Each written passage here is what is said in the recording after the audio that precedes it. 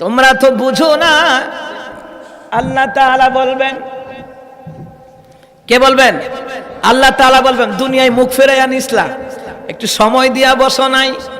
একটু সময় দিয়া যদি বসে রে, মাজালিসু ফিকহি 60 সানা, কোরআনের মজলিসে যদি আমলের নিয়তে, হেদায়েতের নিয়তে অল্প পরিমাণ যদি আপনি বসেন গো, 60 বছর নফল ইবাদতের সওয়াব আল্লাহ আপনার আমলনামায় দিয়ে দিবে।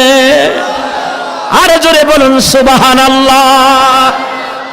কত বছর বাঁচবেন? কত বছর গ্যারান্টি আছে?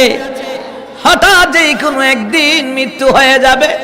এই কোরআনের আমল হবে আপনার আমল।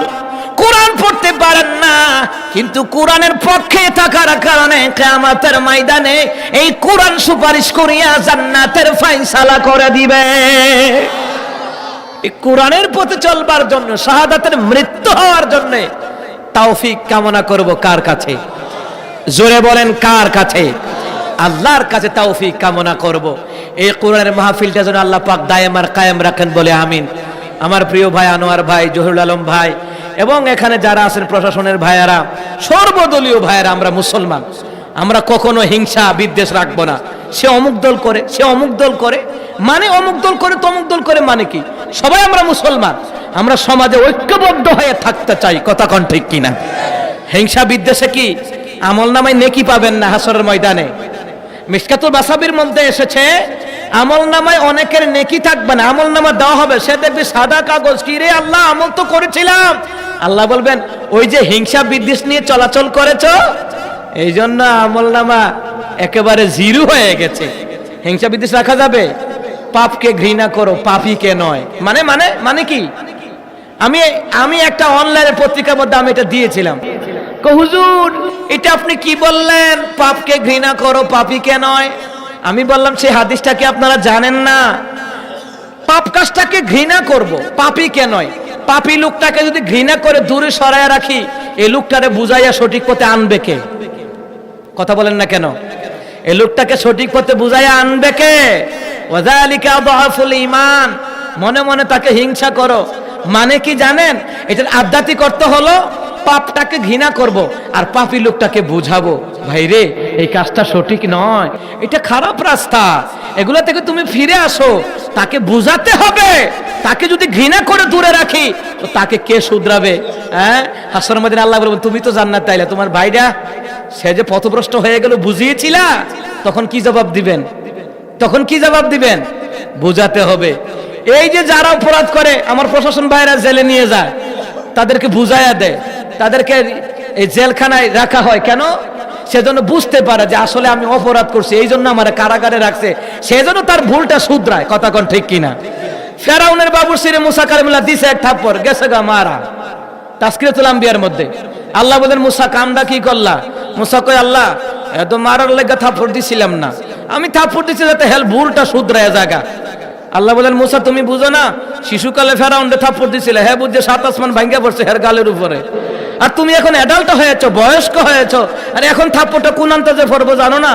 মুসা কালিম বলেন, আল্লাহ আমি তো ওই আন্দাজটা করতে পারি নাই, ওরে থাপ্পড় দিছিলাম ভুলটা যাতে শুধরায় যা, মাছ বিক্রেতার টাকাটা যেন দিয়া দেয়, এই জন্য আমি থাপ্পড় দিছিলাম, আমি কি জানি মরে যাবো গা? আল্লাহ বলেন, তুমি কেমনে জানবা? আমি তো জানি তোমার ঠেলা কদ্দুর। সুবহানাল্লাহ বলেন।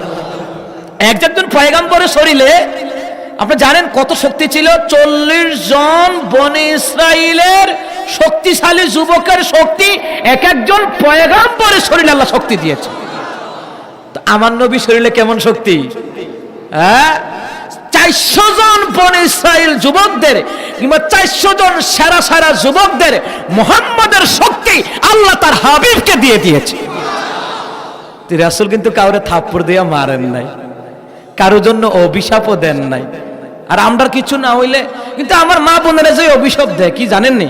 খাবারের প্লেট হাতে নেয়, আল্লাহ 5 ওয়াক্ত রেহুক তো হইছে, আল্লাহ তার উপরে গজব দিও, গজব দিও। কয়দিন পরে এই গজব এবিডির উপরে নাজিল হয়। কারো জন্য বদদুয়া দিলে নিজের উপরে আসে, কারো জন্য বদদুয়া দিলে, মনে রাখবেন, কারো জন্য বদদুয়া দিলে নিজের উপরে আসে। দেখবেন আল্লাহ 5 ওয়াক্ত রেহুক তো আল্লাহ মাগরিবের আযান দিছে, আল্লাহ তাকে তুমি বর্ষা করো, বর্ষা করো, বর্ষা করো। হ্যাঁ, সহিহ হাদিসে আসছে রাসূল সাল্লাল্লাহু আলাইহি ওয়াসাল্লাম বলেন, নারীরা তোমরা অধিকাংশ জাহান্নামী, তো বললেন কেন কেন? এই জন্য স্বামীর থেকে তোমরা সারা বছর সবকিছু পাইলা, একদিন যদি না পাও তখন এই বান্দার ঘরে বিয়া বইয়া কোনো শান্তি পাইলাম না। কথা কোন ঠিক কিনা? হাদিসের কথা, আল্লাহ রাসূল বলছেন যে মহিলারা স্বামীর কাছ থেকে সবকিছু পায়, যদি একটা খরচ কিংবা কাপড় কিংবা স্বর্ণ গহনা একটু কম আইয়ে তখন এই বান্দার ঘরে বিয়া বইয়া কিচ্ছু পাইলাম না।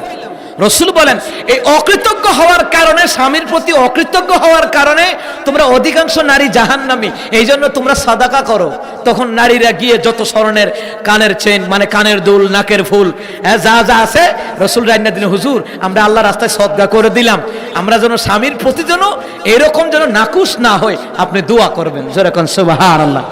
আসলে কোরআনের আয়াতের এক একটা তাফসীরের অনেক সারগর্ভ আলোচনা। সুতরাং যা কিছু বলেছি আল্লাহ পাক আমাদের সকলকে আমলি বানায়া দেখ। জোরে কোন আমিন। হিংসা বিদ্বেষ মুক্ত জীবন যাপন করার তৌফিক দিন। ও মাশাআল্লাহ মাশাআল্লাহ, আপনাদের জন্য পুরস্কারও আছে, নিয়ামতও আছে তো আল্লাহ পাকের পক্ষ থেকে, তাবারুকও আছে। একটু কাতার ধরে যে বসলে তো ভালো হতো নাকি, কিন্তু কাতার ধরে বসলে জায়গা হবে না। কাতার ধরে বসলে জায়গা হবে, জায়গা হবে।